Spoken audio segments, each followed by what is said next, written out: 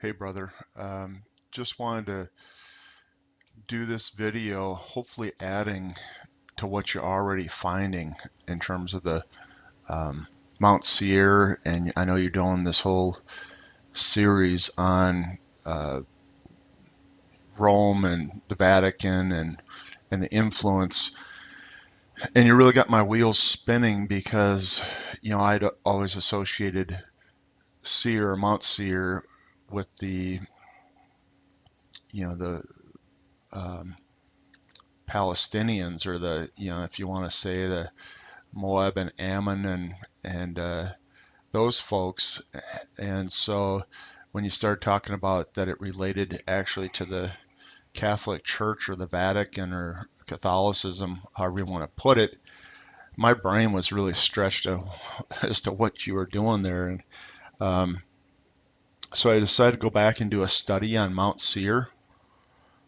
I really think there's something crazy going on here that might even be one more leap past what you're looking at, and I just offer this up for consideration. So what I want to do is go through a real quick modestly quick Bible study on what I found about Mount Seir and the peoples that had lived there, and then tie it back to something I think is pretty dramatic, which is what Dr. Tom Horn and Chris Putnam were finding. And so with that, hang with me. We'll just get through this quick, and then I'd really love to see you come back and either show me how I'm all wet with my interpretation or whether you consider this as possible. So thanks, brother, for listening. Okay, so I'm using eSword, it's Bible study tool. I don't know if you're using this or not, but I'm in the King James version. We're looking at Deuteronomy 2:1, until the end. Now this is a study I did originally a Mount Seir study, and I looked at all the references here on Mount Seir, kind of like this. I'll show you what I was doing. So I found Mount Seir in some text, got the Strong's reference. I did a quick search on the Old Testament usage of Mount Seir, boom, boom, boom, boom, boom, all the way down. There was a bunch of them. And now what I learned by doing this, including these ones that you're talking about down here, Ezekiel 35 at Mount Seir again. And so it does appear to have two contexts. The first context, which is the part that's really blowing me away here, is Mount Seir refers to what you'd say is the Canaanite giants or the Amalekites that existed before Esau's descendants were given by God that land. And so you've got, the first incarnation were the giants, just like in the promised land of Canaan. You have the Canaanite kings, the giants that existed, and we'll take a look at that quick I think it's in Joshua. You also had this, in the Mount Seir area, the Ammon and Moab area, Edom was the giants. And so let's kind of plow down through these verses, see that, and then that's the first context, the giants. The second is after Esau's descendants go in, God gave them those lands, and they destroyed those giants on, the east side, I guess, of the Jordan. And so they became associated with those lands. And, now I think there's an interpretation challenge that happens afterwards is to, when there's a general reference to Esau, Edom, Mount Seir, is it referencing the kingdoms in the past under the Nephilim giants, or is it referencing the descendants of Esau in those lands? So that's, I don't have it exactly figured out, but I did figure out that there's at least two ways of interpreting these passages, or maybe both interpretations are legitimate, and one is a foreshadow of the other. I haven't quite figured all this out, but let's just kind of read down through Deuteronomy 2. I'll put it back here without the Strong's reference until we need it. Then we turned and took our journey into the wilderness by the way of the Red Sea, as the Lord spake unto me, and we compassed Mount Seir many days. And this is the children of Israel coming out of Egypt. And the Lord spake unto me, saying, Ye have compassed this mountain long enough. Turn you northward, and command the people, saying, Ye are to pass through the coast of your brethren, the children of Esau, there we go, which dwell in Seir, Bam, that they should be afraid of you. Take ye good heed unto yourself, therefore, meddle not with them, for I will not give you of their land, no, not so much as a foot breadth, because I have given Mount Seir unto Esau for a possession. There we go. So there's the transition from the old owners of the land to the new owners of the land. You shall buy meat of them for money, yea, meat you shall also buy water for money, that ye may drink. For the Lord thy God hath blessed thee in all thy works in thy hands. He knoweth thy walking through his great wilderness these 40 years. The Lord thy God hath been with thee. Thou hast lacked nothing. So they're about to come into the promised land here in this. And when we passed by our brethren, the children of Esau, which dwelt in Seir, through the way of the plain of Elath, from Gaber, we turned and passed by the way of the wilderness of Moab. And the Lord said unto me, Distress not the Moabites, neither contend with them in battle, for I will not give thee the land for a possession, because I have given Ar unto the children of Lot for a possession. Okay, there's the second set of owners in these lands. But now watch this. The Emims dwelt therein in times past, a great people and many, and tall as the Anakims. And I think, if you do this study, the Anakims, descendants of Anak, and so these are the giants, right? These are the Nephilim giants that everybody's talking about, which also counted, there we go, giants as the Anakims, but the Moabites called them Emims. So we're talking about Nephilim. The Horims also dwelt in Seir before time, but the children of Esau succeeded them when they destroyed them from before them and dwelt in their stead, as Israel did unto the land of his possession, which the Lord gave them. So there we're seeing Esau's descendants was cleaned out these lands of the Anakims and the Horims and took it over. Now rise up, I said, and go over the brook Zered. Oh, and you see the reference here that Israel's did to the land of their possession. Well, we know the Canaanite kings were in the land of Canaan before they took possession, and they were descendants, which we'll see, of the giants as well. Now rise up and get you over the brook of Zered. And he went over the brook of Zered, and the space in which he came from Kadesh Barnea until we came over the brook of Seir was 38 years, until all the generations of men of war were wasted out from among the host, as the Lord sware unto them. For indeed the hand of the Lord was against them to destroy them from among the host till they were consumed. So there's the destruction of those that were afraid of the Anakim, or the giants, and had come back with a bad report. That the Lord spake to me, and saying, Thou art to pass over through Ar, the coast of Moab, this day, and when thou comest nigh over the children of Ammon, distress them not, nor meddle with them, for I have not given thee the land of the children of Ammon any possession, because I had given it to the children of Lot for possession. That also was accounted a land of giants. Giants dwelt therein in old time, and the Ammonites called them Zamzummims, a people great and many, and tall as the Anakims, but the Lord destroyed them before them, and they succeeded them and dwelt there instead. So here again, you get the Anakims or the Nephilim giants existing in the land here that was given to Ammon and Moab. And that's the same type of people that the children of Israel are going to experience when they come into the land of Canaan. And these are the ones, of course, that caused the bad report.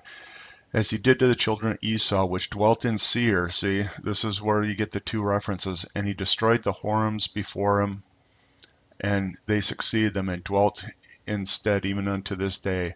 And the Avims, which dwelt in Hazerim, even unto Azah, the Caphartims, which came forth out of Caphtor, destroyed them and dwelt in their stead.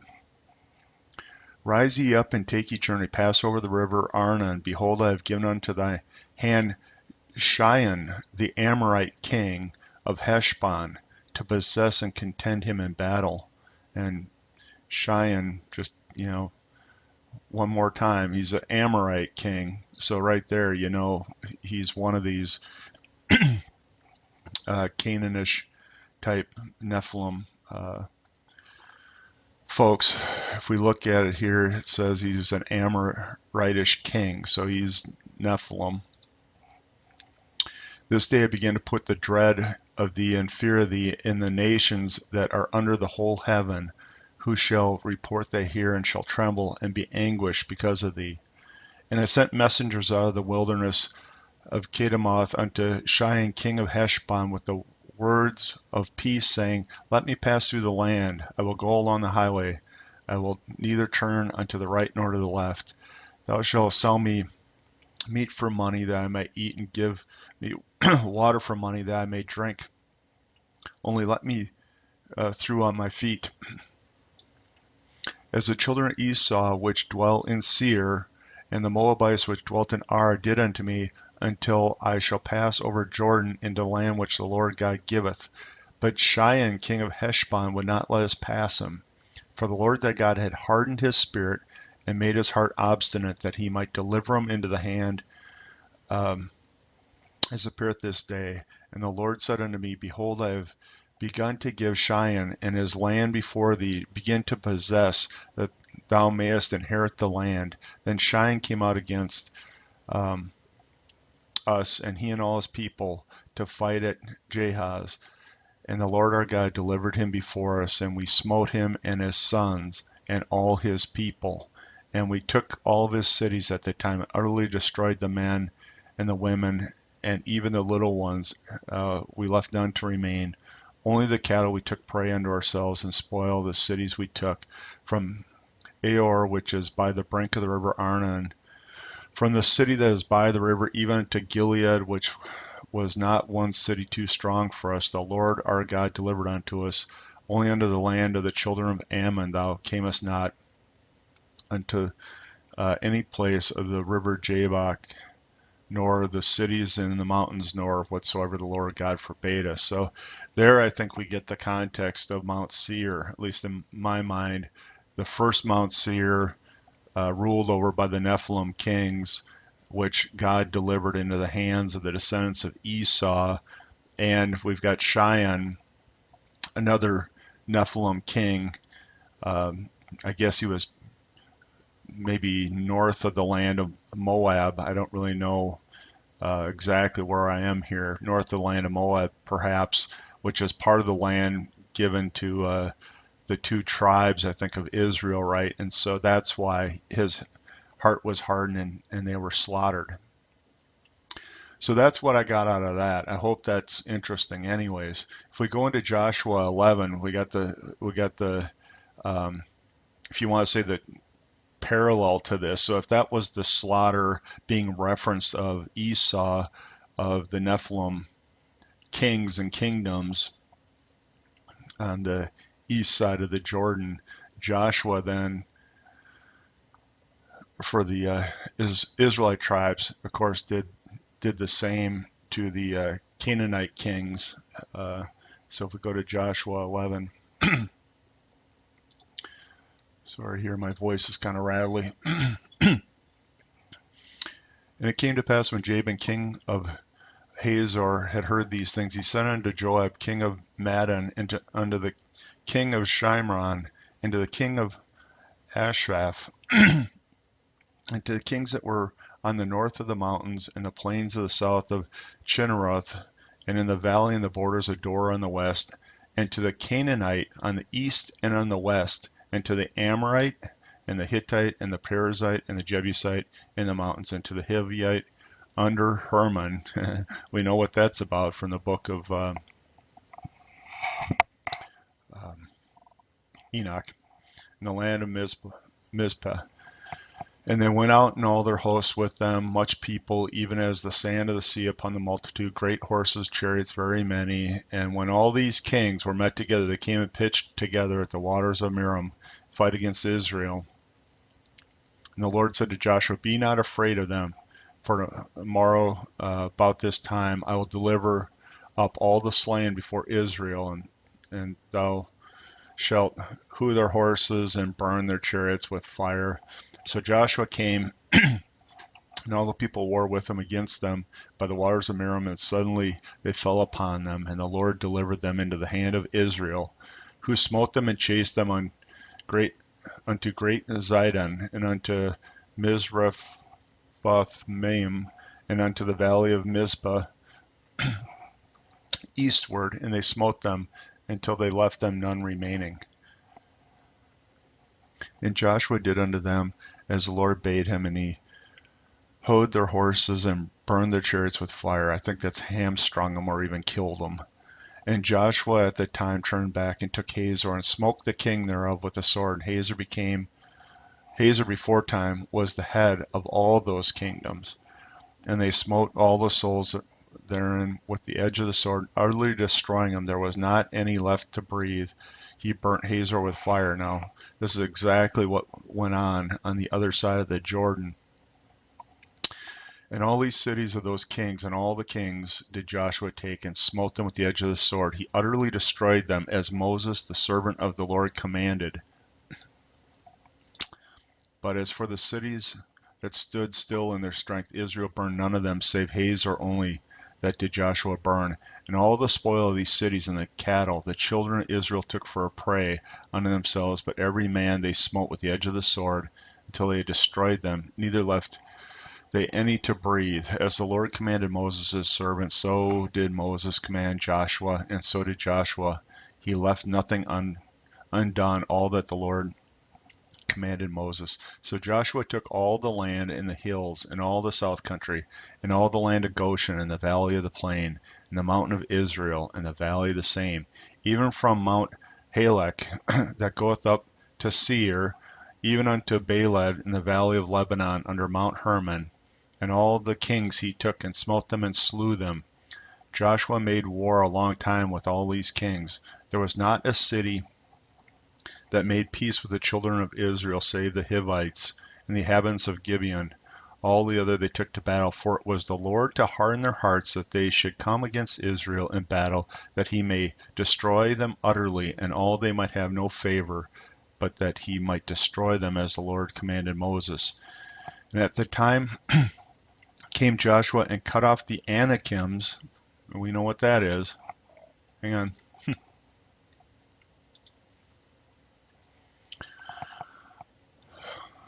Sorry. Descendant of Anak. So there we go. Nephilim. From the mountains of Hebron, from Debor, from Anab, and from all the mountains of Judah, and from all the mountains of Israel, Joshua destroyed and utterly with their cities. There was none of the Anakims left in the land of the children of Israel, only in Gaza, which we know that's where Goliath was, and Gath.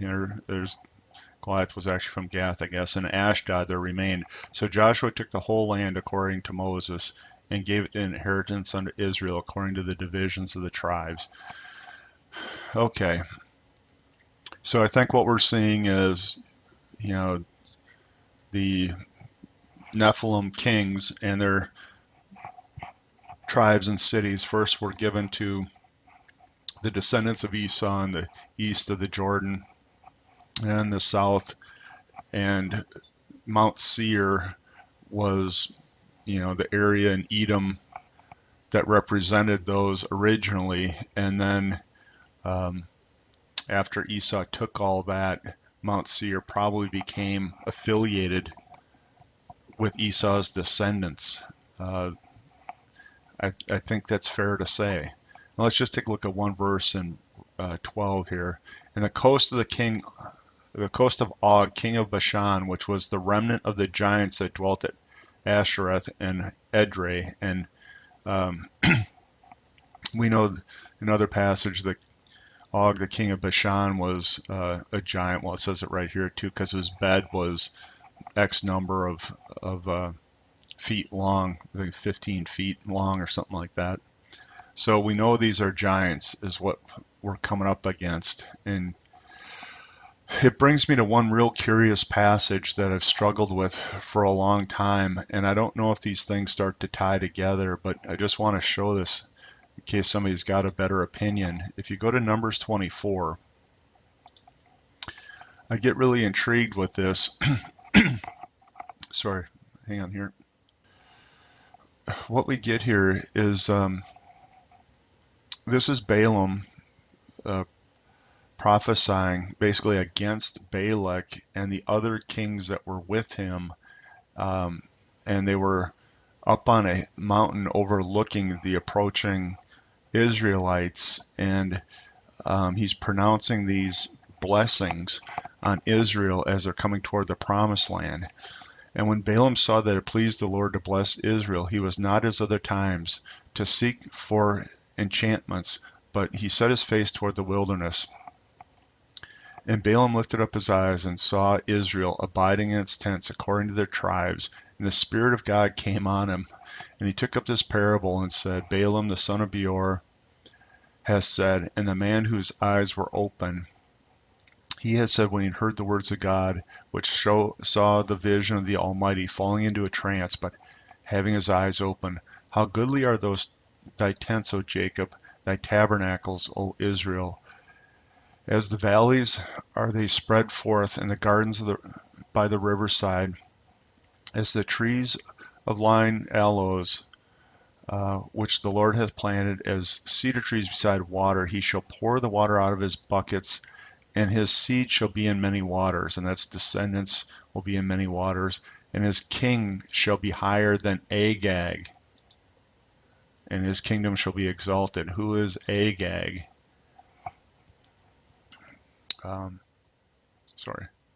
Agag, a title of Amalekitish king. So you see, we've got the Nephilim kings are up there with Balaam and Balak on this mountaintop. And what he's saying is the Israelites' king will be above the kingdoms higher than Agag. And so I think what we're seeing is, Israel in the end, God is going to raise up over this kingdom of the Nephilim. That's, I don't think this is a stretch. Now watch down below. God brought him forth out of Egypt. He had, as it were, strength of a unicorn. He shall eat up the nations his enemies, and shall break their bones, and pierce them through with arrows. He couched, he lay down as a lion, and as a great lion, who will stir him up? Blessed is he that blesseth thee, and cursed is he that curseth thee. Well, we know that right there, that's from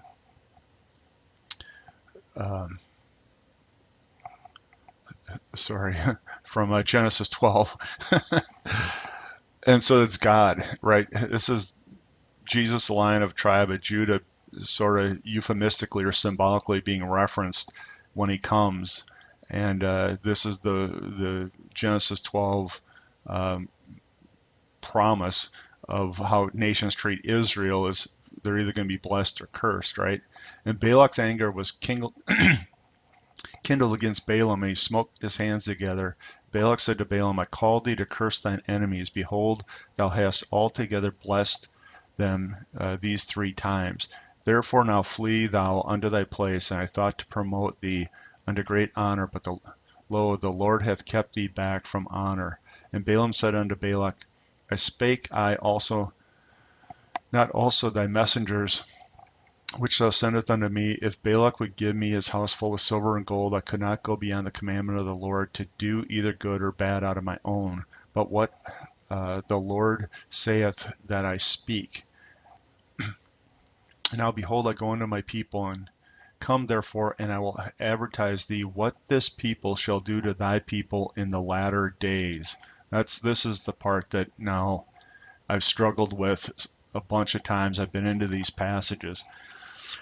And he took up this parable and said, Balaam, son of Beor, and a man whose eyes were open, he said, he that heard the words of God and knew the knowledge of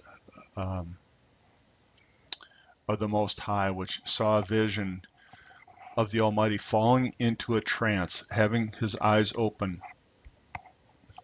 I shall see him, but not now. I shall behold him, but not near. There shall come a star out of Jacob, a scepter shall rise out of Israel, and shall smite the corners of Moab, and shall destroy all the children of Seth. And Edom shall be a possession. Seir also shall be a possession for his enemies, and Israel shall do valiantly. So right here, I think we get the tie back. It's either the original Seir of the Nephilim kings in the land of Edom that the children just saw, however long, however, I guess this is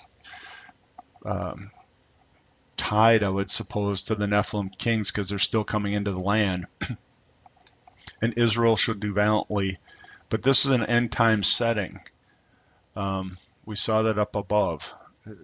I'll tell you what we'll do in the last days. And so I think it's saying that last days, I think it's saying here that the Nephilim will be back in the land. And out of Jacob shall come he that shall have dominion, and destroy him that remaineth of the city. So, is that Jesus in his second coming? And when he looked on Amalek, and there he is, the original Nephilim king, he took up this parable and said, Amalek was the first of nations, there it is, but his latter end shall that he perish forever. And he looked on the Kenites and took up this parable and said, strong is thy dwelling place, and thou puttest thy nest in a rock. Nevertheless, the Kenites shall be wasted, until Asher shall carry thee away captive. Now, in Micah 5, the Assyrian is likely the Antichrist. Is this Asher, Asher, the derivative Syrian, original leader or founder of Assyria, Nimrod? Is Nimrod potentially the Antichrist? And he took up this parable and said, at last, who shall live when God do this? And ships shall come from the coast of Chittim, and shall afflict Asher, and shall afflict Eber, and he shall also perish forever. And Balaam rose up and went to his place. And I struggle with this, what this means down here, to be honest. I can't figure out Numbers 24:24. One other little interesting thing that ties to Numbers 24 here is if you go into the Septuagint, I'm looking at the Net's version of the Septuagint, and I don't know if this is a valid translation, but you also get in verse 23 here, and when he saw Og, he took up this parable and said, alas, alas, who shall live when God ordains these things? Now that to me makes a little more sense, because Og is another Nephilim king, right? So maybe that's what's confusing me in the King James Version. So I'll just leave it right there. So I'm going to now patch in part of a video I did the other day that tries to tie some of this together. And I'm just putting this out here because I think this is a bigger deal. If if this is really just the Catholic or the Romans, um, about them in the end times, we know that this is about powers and principalities and not just about the people. I think it's who the Catholic Church is worshiping that sends the Antichrist. And I think that's how we tie in this Mount Seir with the Catholic Church is who originally was sent. It was Nimrod, who became a Gabor. We learned that in Genesis 6. And we see now Mount Seir is tied with the Nephilim kings. And so I really think what we have to look at is what Tom Horn and Chris Putnam are looking at, which is the return of these fallen angels, in the Great Deception, which is probably the UFOs, because it's exactly what the Catholic Church is looking for on Mount Graham with their telescopes, and it's exactly where they think the coming Messiah is coming from, is from the skies. And so I think this is, when we say Mount Seir, I think it's pointing to the fallen angel breeding with the children of men, the half-breed program that many say is exactly what we're seeing when we see UFOs. We've got, fallen angel entities, and now the Catholic Church is getting ready to baptize them, is going to claim that they weren't part of the fall of Adam and Eve, and so that they're a higher order and that we need to listen to them. And then you see the Catholic Church, of course, in so many subtle ways, worshiping the sun god, which goes all the way back to the original Babylon, the original Nimrod, and I think that is the tie-in that we need to make this all make sense. So hang on, and I'll throw in another clip here.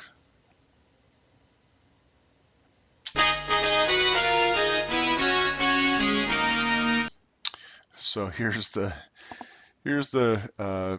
part wherein the people of the prince that shall come were the Romans that destroyed the city and the sanctuary.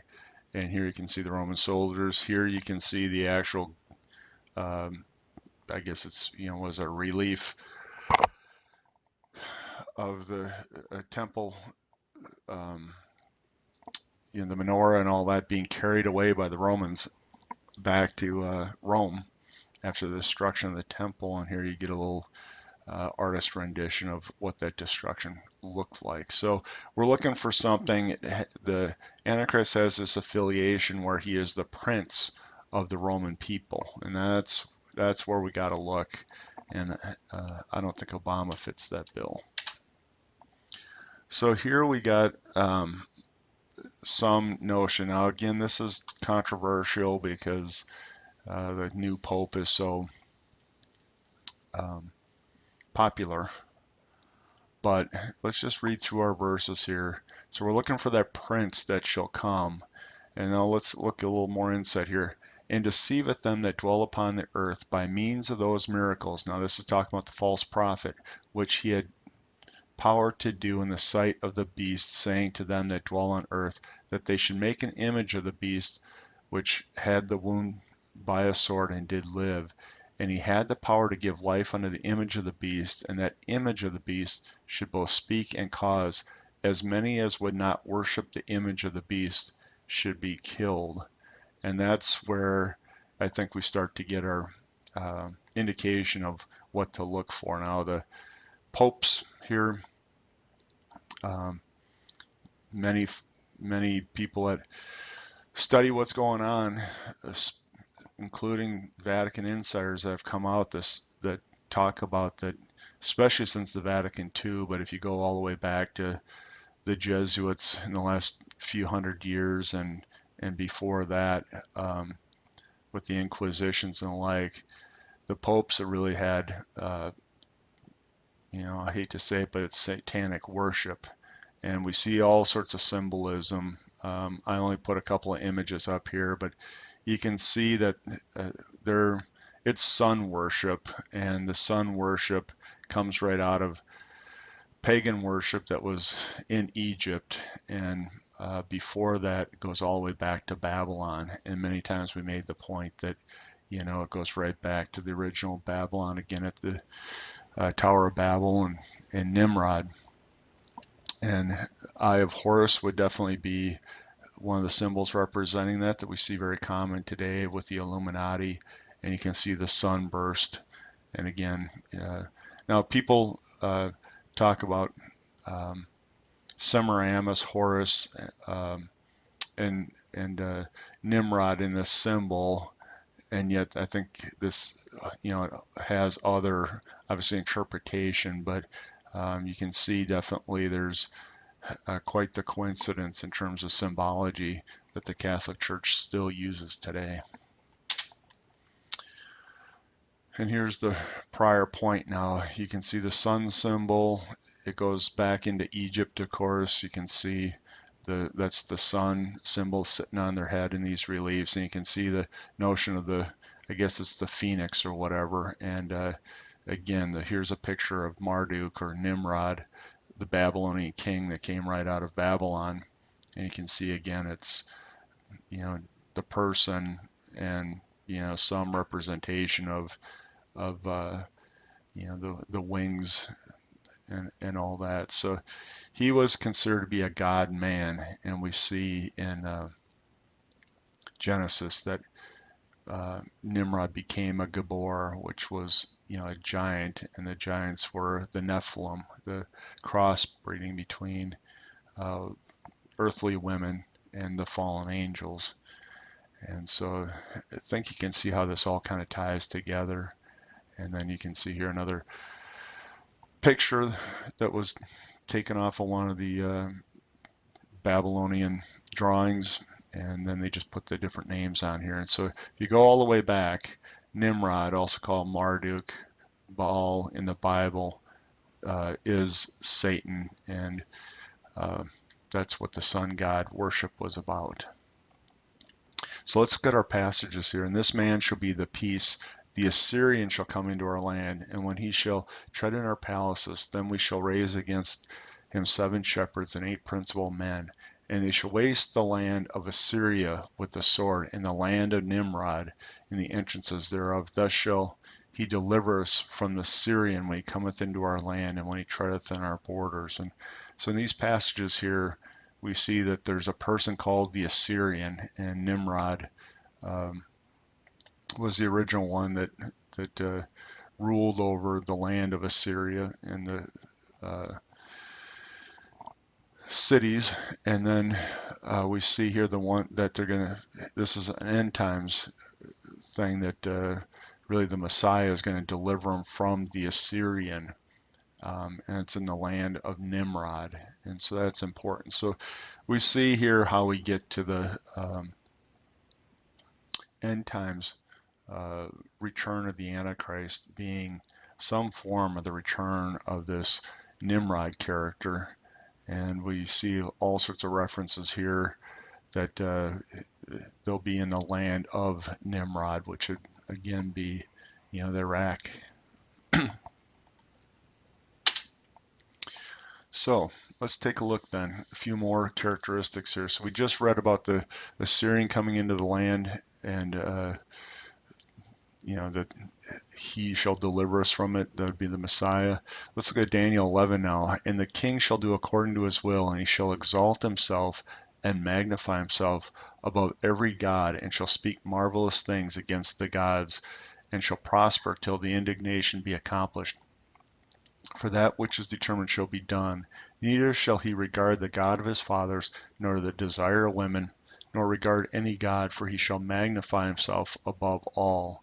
And, again, if you think about all the videos out there about Barack Obama being the Antichrist, you see the very first thing Barack Obama did when he became president is he went on what was called the apology tour. But he's bowing to the Pope, he's bowing to the Saudi Arabian King Abdullah, and he's bowing to the Japanese Prime Minister, I think that is there. And so it isn't the prideful, exalting himself and magnifying himself in terms of what he's doing. And he's recently, crippled the United States militarily and positioned us against China and Russia, where many people now say that Vladimir Putin is the world's superpower leader, and that America has basically fallen because of the actions of what's been going on here with our president. So I think that's another indication that he doesn't fit the passages from the Bible, especially this Daniel 11:36. But this Nimrod character sure would have. So you can see the Tower of Babel behind him there, and the prideful arrogance. So he fits. Okay, so now we're over here looking at Jeremiah. The slain shall fall in the land of the Chaldeans, and they that are thrust through in her streets. For Israel hath not been forsaken, nor Judah of his God, of the Lord of hosts. Through their land was filled with sin against the Holy One of Israel. Flee out of the midst of Babylon, and deliver every man his soul. Be not cut off in her iniquity, for this is the time of the Lord's vengeance. He will render unto her a recompense. Babylon hath been a golden cup in the Lord's hand, that made all the earth drunken. The nations have drunken her wine, therefore the nations are mad. And picked out these verses here because we're getting into that question of, where is this Babylon, or mystery Babylon, whatever you want to say. And a popular one is to say America or New York City, or some combination thereof. And so let's just take a look. I've shown clips of Jonathan Kleck's videos before, because I think he does a great job showing us something that's significant on our monetary notes, but doesn't mean his conclusion is that means America or New York is the biblical Babylon. Let's take a look at one of his videos here. So is the end. World War III is upon us.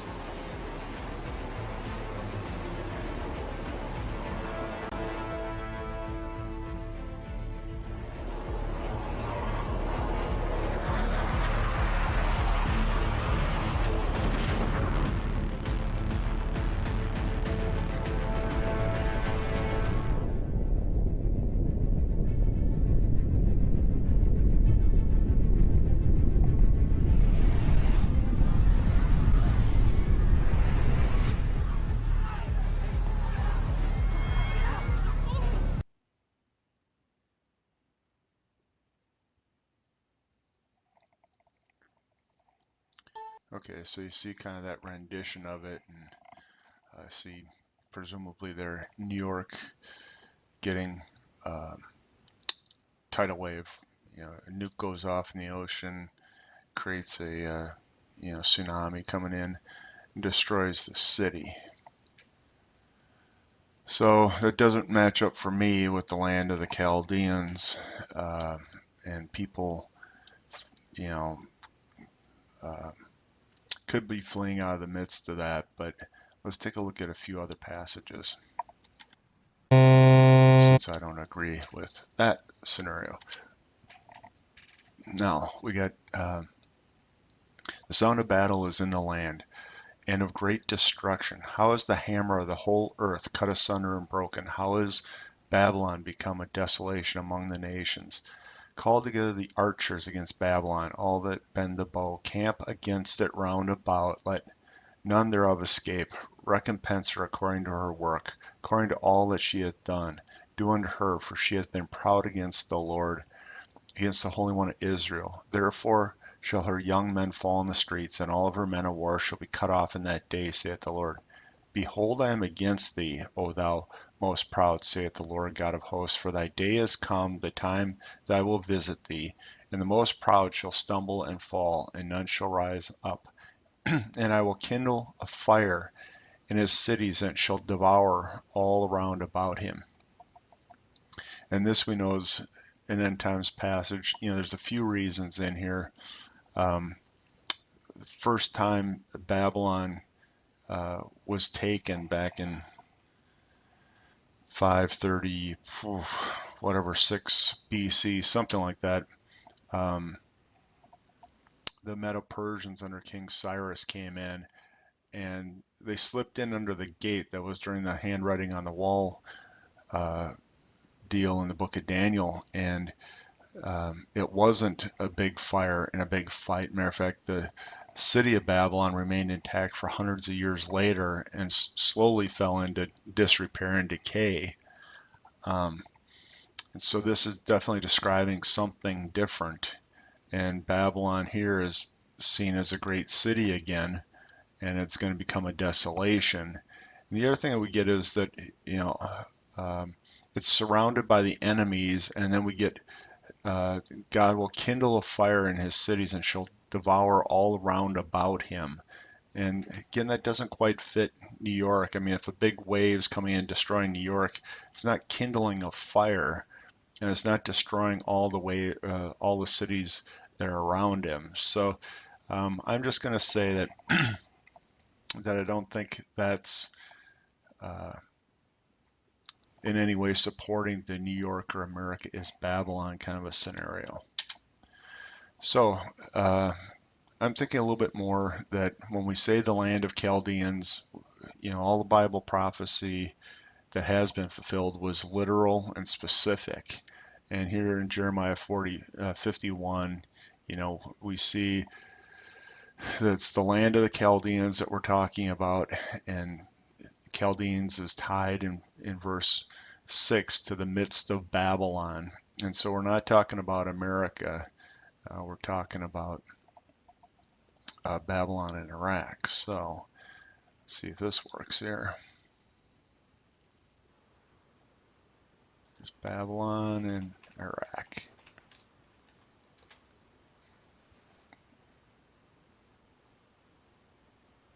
And there you go.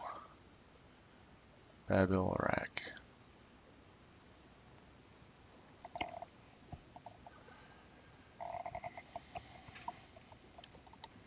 So I think that's the real story.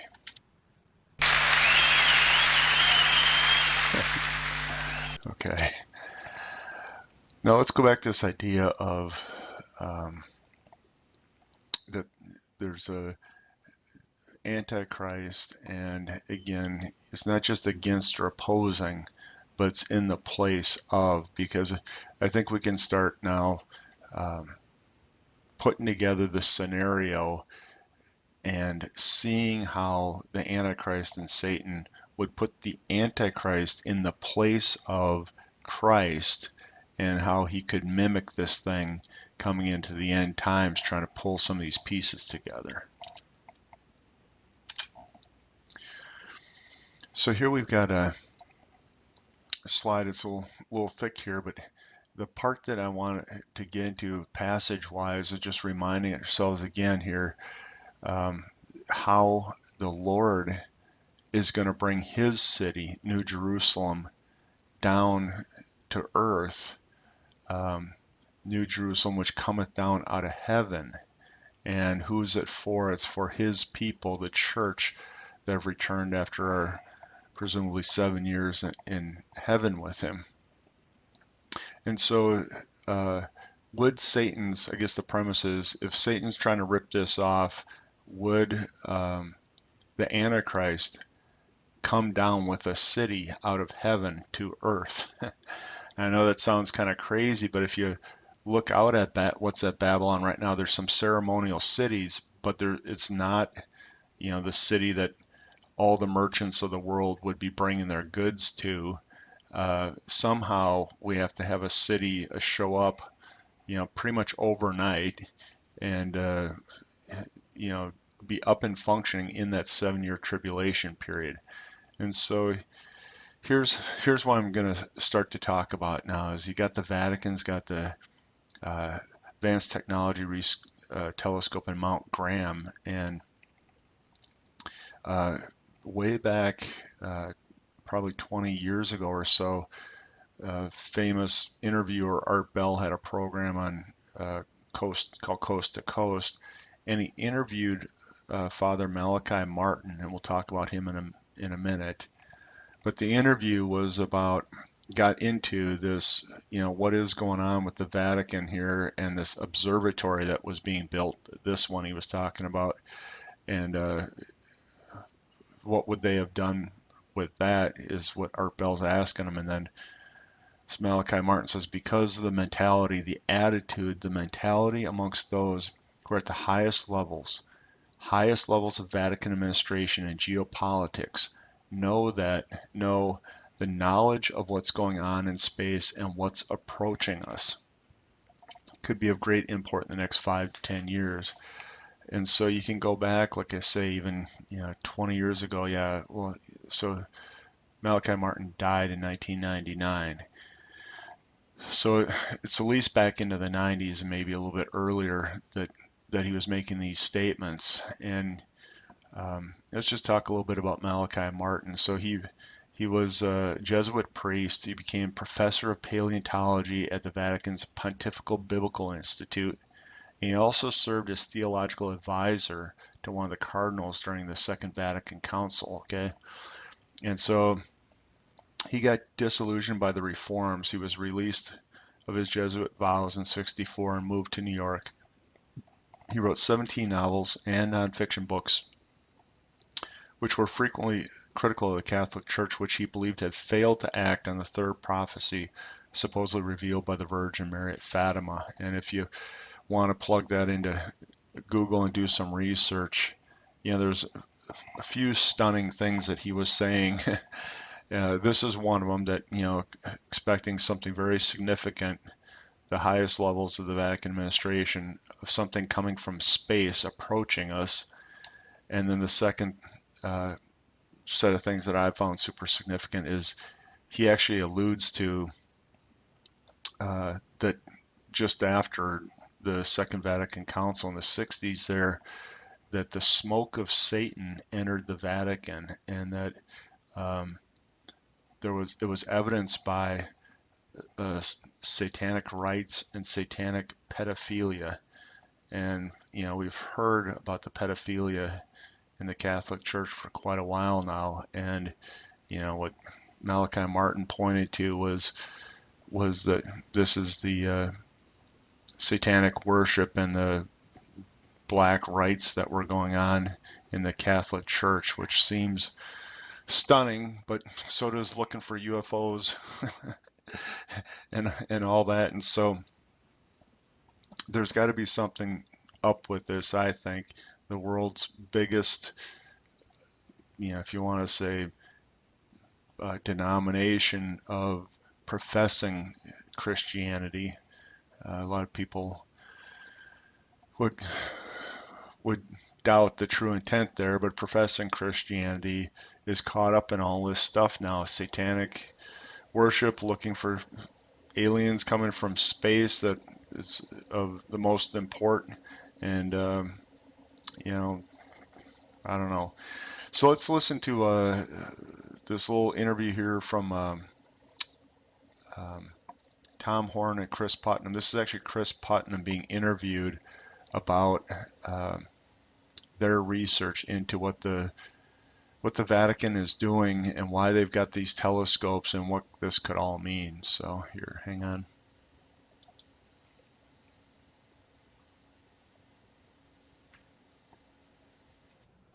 All right, we're talking to Chris Putnam, author extraordinaire. Now, Chris, before we went into the break, we were talking about how the Vatican is either in search of or believes in extraterrestrials, and yes, we're talking about the actual ET kind, so much so that they've devoted resources to it, money, scientists, and they've even come out and said, yeah, man, we're getting ready to baptize these little green guys. Let's do this. What's their position? Why are they doing it? Well, I think that, from the sorts of statements that we see and the investment they have in the project, that they believe in it, and they're trying to get out ahead of it theologically And, even like people that are the ufologists, people that, are UFOs into the UFO field, like Richard Dolan, who has written several books. His recent book, After Disclosure, has a whole section where, they notice that the Vatican has positioned themselves basically to be the theological emissaries if there is an alien disclosure event. I don't know if your listeners are aware, but the Vatican has a astronomical observatory called the Vatican Advanced Technology Telescope on top of Mount Graham in Arizona. Now, this is called the Mount Graham International Observatory Complex, and it was sponsored by the University of Arizona, which has one of the largest astronomy programs in the country and one of the few astrobiology programs. And so they have this international observatory complex up on top of this mountain. And Arizona is an ideal location if you think about the fact that you have a mountain that's in the middle of a desert. So the desert is particularly dry. And then you have the elevation of a mountain where you get up really close, as close as you can to the edge of the atmosphere. And the fact that there's not as much moisture as you would have in other areas creates a clearer type of image because, moisture in the atmosphere distorts and it creates a lensing effect. So it's an ideal sort of location. And so the Vatican actually has one of the most advanced technology telescopes in the world in that at the University of Arizona, they pioneered a new mirror technology. And this is what really fueled this project. Now, the whole facility on Mount Graham has been very controversial because it's this mountain, Mount Graham, is actually a holy mountain of the Western Apache Indians. The San Carlos Apache tribe has been protesting it all along. But there's been some real... What was that? Are you there, Chris? Yes. Did something happen? Okay. Yeah, I don't know what it was, but something happened. Okay. Well, the Western Apache and some environmentalists have been protesting the Mount Graham Observatory the whole time, but it kind of got run through Congress where they bypassed all the environmental laws, and actually Congress legislated the permits to build this thing. So it's been a very controversial project. It actually was aired in the United States. So, Chris, what do you think these UFOs are? I mean, are they military aircraft? Are they, little green men from far, far away? What do you think these are? Well, there's always a danger when you're generalizing something because Sure. the UFO means unidentified, right? But, most Sure. of the time people are talking about a flying saucer or some kind of otherworldly craft or something they don't recognize as something, conventional. And,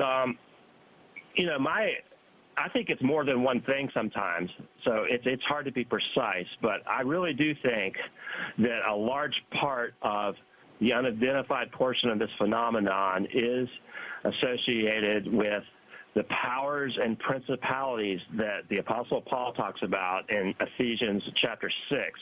Now, for your listeners that aren't familiar with what I'm talking about, these would be fallen angels or demonic entities. In the New Testament, the realm of these entities is actually the sky. A lot of people think that the demons and the fallen angels are in hell, but hell is actually where they are punished at the end of time. No one rules in hell. The worldview of the New Testament, they even call Satan the prince of the power of the air. Now, if you look at the sorts of terminologies that they use in the Greek language in the original New Testament, they really thought that the demons resided in the atmosphere between the earth and the moon. And that really fits the sorts of things that we see with the UFO phenomenon. What's that? I was just going to say that's 7 flavors of freaky. So if we're going to suggest that some of this UFO activity has a demonic characteristic to it, and there's an association with UFOs in the Vatican, and obviously the Vatican wants there to be an association between them and any possible UFO activity because they're searching for it, preparing to baptize them and everything like that, then it kind of makes sense, because a lot of people think, well, the Catholic Church is the church that Jesus Christ founded and Peter carried out, and obviously that's not the truth. It's kind of the same thing as leading people away from the faith and setting up a false system. So there's kind of some parallels there, isn't there? Yeah, I think so. And that's our thesis, is that, something the Bible talks about, a strong delusion that leads the world to believe the lie. Jesus said things like, when it got near the time of his return, that the level of deception would be so great that if it were possible, it would deceive even the elect. So we're talking about a really powerful level of spiritual deception. Now, well, some plus of the things isn't there that this kind of thesis, and we're kind of running out. I could talk to you for 2 days about this, but isn't there kind of Right. like this thesis that salvation might come in the arms of these aliens? Well, certainly, that's a mythos that's been in our culture since the late 40s, that, basically that we discovered nuclear weapons and that we're about to nuke ourselves, so that these flying saucers showed up to actually save us from ourselves. So even in secular thought, there is a mythology concerning alien saviors that are really here to save us and help us spiritually evolve and not nuke ourselves. Wow. Wow, obviously this is outside the realm of what we usually talk about on this show. We usually, talk politics or something, but this is obviously important because there are so many people who believe this and so many people who've been led astray, obviously, by the Catholic Church and stuff like that. And if they're in this position where they're starting to say, oh, well, UFOs are good and we're going to baptize aliens and all that sort of stuff, it's really leading to a very interesting place, which is why I'm glad you wrote this book. How do people get the book? Okay, so you can see from that then how you get the demonic influence being connected into the UFO problem and then the Vatican. And so, taken by themselves, you'd say these things are just way too far out there to be the real deal. But Chris Putnam alluded to some passages there, and let me just go. He was referencing 2 Thessalonians 2, starting basically in verse 7. He was paraphrasing. So here's what we've got. For the mystery of iniquity doth already work. Only he who now letteth will let until he be taken out of the way. And then shall that wicked be revealed, whom the Lord shall consume with the spirit of his mouth, and shall destroy with the brightness of his coming.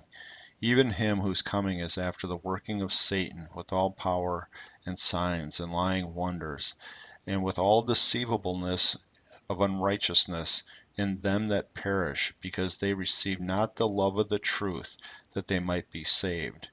And for this cause God shall send them a strong delusion, that they should believe a lie, that they all might be damned who believeth not the truth, but have pleasure in a lie, or in unrighteousness. So that kind of, I think, starts to really connect it. Is we see, a lot of people see the Holy Spirit as the thing that's holding back the Antichrist from coming, in those passages in verse 7 there in particular. And then once he's taken out of the way, and since the Holy Spirit predominantly is in the church, the thought is once it's taken out of the way, then the Antichrist arrives, and what do you get? He comes as a strong delusion. And so this is where I question, is Barack Obama, for instance, manifesting, himself as being able to, be a strong delusion? Wouldn't UFO aliens arriving be much more compelling than Barack Obama, you know, appearing on the scene and calling himself the ruler of the world or something like that? So that's just, a little bit more weight, I think, toward what the story we're trying to build here.